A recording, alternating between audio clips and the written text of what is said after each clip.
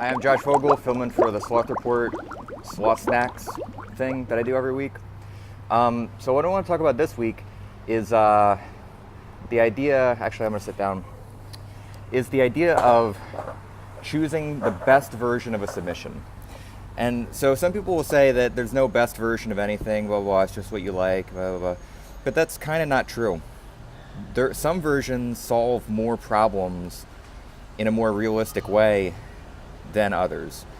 So for example, the classic version of the guillotine that's taught, where you wrap somebody's neck and keep your elbows tight to your ribs and then lock your legs around their waist and bridge, is a good version, but the problem is that if you're late with your legs, people will jump over and get the side control, and then you cannot finish it from there unless you're like super strong.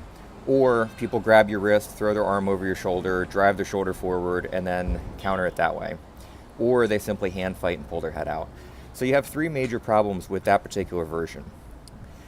And then there's other versions that solve all those problems. So for example, the high elbow guillotine, or Marcelo Garcia version, or Marcelotine, whatever you want to call it, that solves all three of those problems by the angle of the elbow when you're applying it, and by the way that you grip and angle your body to get it. So you have a version that solves three of the major problems with any guillotine, and without too much effort and without too many complicated pieces going on. So to me, that makes that version of a guillotine better than the classic version of the guillotine, because it solves the major problem. So anyway, my point is, if you're building a game around a submission, you want to try to find versions of that submission that solve the major problems that not only you come across, but that are classic problems with that submission. And then that's the version that you want to make your primary focus.